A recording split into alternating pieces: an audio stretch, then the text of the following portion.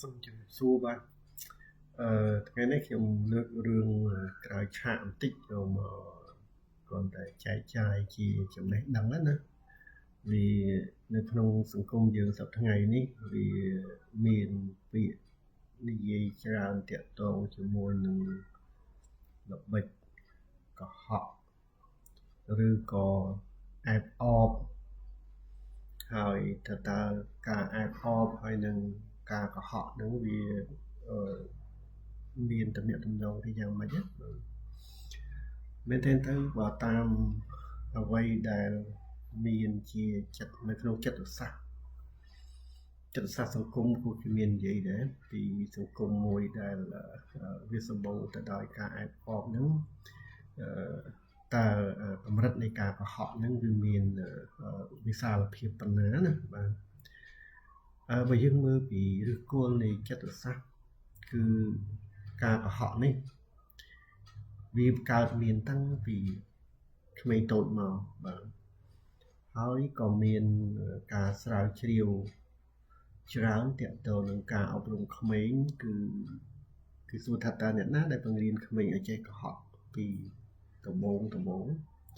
គឺគេសំដៅទៅលើសាលារៀនបាទ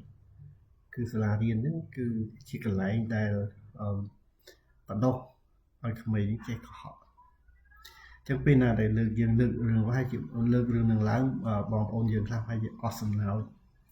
ឬក៏ឆ្ងល់ថាសាលារៀនកន្លែងអប់រំមនុស្សសោះមិនបានជាទៅជាសាលារៀនគេថាជាកន្លែងបណ្ដុះក្មេងឲ្យចេះកុហកបាទនៅក្នុងនោះគេមានរឿងពីរដែលខ្ញុំចង់លើកមកមានមួយនោះគេដាក់ក្មេង2នាក់នៅក្នុងបន្ទប់ផ្សេងគ្នាសម្នៅមុខការតាមដានរបស់ពួកអ្នកចិត្តសាស្ត្រក្មេងណាហើយបន្ទប់មួយនោះគេដាក់របស់ឲ្យលេងដូចគ្នាណាបន្ទប់មួយទៀតក៏ចឹងដែរប៉ុន្តែពីខាងក្រៅបន្ទប់វាមានកញ្ចក់ដែលពួកខាងចិត្តសាស្ត្រហ្នឹងគេអាចមើលឃើញពីក្រៅទៅដើម្បីចង់ដឹងពីអត្តចរិតរបស់ក្មេងហ្នឹងហើយគេបានហាមក្មេងទាំងពីរហ្នឹងថាកុំឲ្យប៉ះពាល់ទៅលើរបស់ដែលគេដាក់ឲ្យលេងចាំដល់ពេលពួកគាត់មកវិញចាំលេងចុះក្មេងហ្នឹងក៏ឆ្លើយបាទទាំងពីរនាក់ទៅដល់ទៅពេលពួកខាងអ្នកចិត្តសាស្ត្រនឹងចេញមកក្រៅបន្ទប់ហើយមើលពីក្រៅកញ្ចក់ទៅមើលពីក្រៅតាមកញ្ចក់ទៅ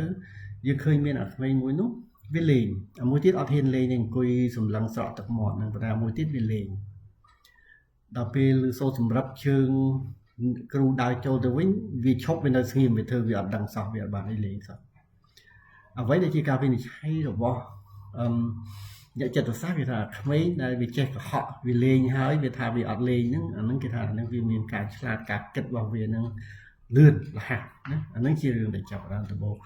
ទី2ទៀតការកុហករបស់ក្មេងដែលវារៀនពីសាលាហ្នឹងគឺតាមរយៈសម្ពាធដែលគ្រូដាក់ឲ្យកាលណាសម្ពាធការងារសម្ពាធ homework មានកាន់តែច្រើនវាធ្វើអត់តាន់គឺពេលនោះក្មេងចាប់ផ្ដើមរកមូលហេតុដើម្បីដោះស្រាយបាទអញ្ចឹងនេះជាឧទាហរណ៍មួយដែលបង្ហាញថាកន្លែងដើមដែលបង្ហាត់ក្មេងឲ្យចេះកុហកហ្នឹងគឺចេញពីសាលារៀនមកបាទគឺប្រព័ន្ធអប់រំចាប់បណ្ដុះក្មេងឲ្យចេះកុហកបាទដល់ទៅពេលយើងរស់នៅក្នុងសង្គមគ្រួសារធំឡើង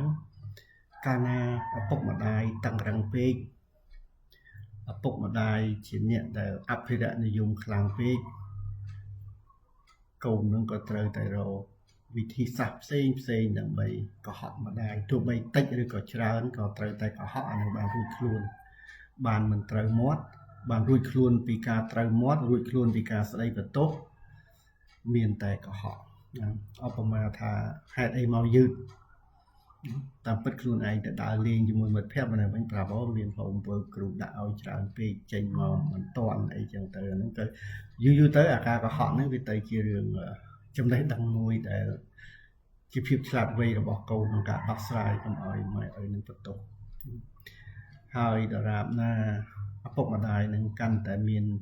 គេថាប្រកាន់នូវភាពតឹងរឹងនិយមកាន់តែច្រើនគឺពេលនឹងកូនខ្លួនឯងគឺខ្លាចទៅជាមនុស្សកុហកតែស្វ័យប្រវត្តិបាទអញ្ចឹងអាការកុហកនឹងយូរអាចទៅជាទម្លាប់មួយដែលមិនត្រឹមតែកុហកម៉ែឪឯងអាចថ្ងៃក្រោយវាទៅជាទម្លាប់មួយគឺកុហកអ្នកដទៃកុហកមិត្តភក្តិអីវាទៅជារឿងធម្មតារបស់ពួកគាត់ ដល់ទៅពេលយើងមកទស្សនភាពនៅកន្លែងធ្វើការក៏ដូចគ្នាដែរកាលណាសម្ពាធកាន់តែខ្លាំងការគម្រាមមានកាន់តែច្រើនការកុហកហ្នឹងក៏ត្រូវតែកើនឡើងដែរបាទដូចគ្នានឹងរឿងអ្នកនយោបាយដែរបាទនៅក្នុងការធ្វើនយោបាយតែកាលណាមានភាពតឹងរឹងខ្លាំងឧបមាថាមានការគៀបសង្កត់អីខ្លាំងមានការគម្រាមអីច្រើនគឺពេលនោះគឺអសមរភូមិកុហកហ្នឹងគឺគេយកមកប្រើកាន់តែច្រើនទៅបាទហើយអាចនឹងមានន័យថាទីចំបំផុតគឺអ្នកដឹកនាំនៅក្នុងកន្លែងមួយហ្នឹងគឺរំពាត់ដោយមនុស្សតើចេះកុហកបានតែនៅចិត្តគាត់បានណាព្រោះបើត្រង់ពិតពេកជួនកាលក៏ធ្វើឲ្យគាត់ពិបាកក្នុងការទទួលយកព្រោះគាត់ធ្លាប់ទទួលយកតែព័ត៌មានដែលគេអែបអបគេកុហកគាត់ប៉ុន្តែដល់គេប្រាប់ការពិតម្ដងគាត់តែងតែមានការពិបាកក្នុងការទទួលយកភ្លាមបាទហើយក្នុងស្ថានភាពខ្លះកាលណាយើងរស់នៅក្នុងប្រព័ន្ធមួយដែលជុំវិញទៅដោយតែអ្នកកុហកហើយនិងអ្នកអែបអបដល់ទៅពេលការពិតមកដល់ទី1អាចនឹងពិបាកទទួលយកឬក៏មិនជឿហើយពេលខ្លះទៀតក៏អាចមានន័យថាយឺតពេលកែរឿងឡើងកើតឬរឿងនឹងវាបានទៅដល់កន្លែងមួយផ្សេងទៀតហើយបាទអញ្ចឹងនេះគ្រាន់តែជារឿងមួយដែលតាក់ទងជាមួយនឹងចិត្តសាស្ត្រនៃការកុហកដែលមិនមែនជារឿងមួយដែលកើតឡើងដោយចៃដន្យដោយសារមនុស្សនឹងត្រូវតែរៀនកុហកទេគឺវាមានប្រវត្តិនៃការបដិបដាលហ្នឹងធ្វើឲ្យមនុស្សចេះកុហកតាំងពីក្មេងៗមកបាទវាគ្រាន់ថានៅពេលដែលមនុស្សចាប់ផ្ដើមមករស់នៅក្នុងសង្គមនៅក្នុងរបបនៃការធ្វើនយោបាយតែកាលណាអ្នកដឹកនាំបណ្ដោយខ្លួនឯងឲ្យរំពាត់ទៅដោយក្រុមអ្នកកុហកនឹងច្រើនពេកគឺពេលនោះបានន័យថាអ្នកដែលកុហកនៅជុំវិញខ្លួនហ្នឹងគឺជាអ្នកដែលកំពុងតែរុញទូកបណ្ដោយទឹកបាទនេះជារឿងខ្លីដែលងាយយល់បាទអញ្ចឹងសូមអរគុណបាទខ្ញុំមានតែប៉ុណ្្នឹងមកសូមជម្រាបលាសិន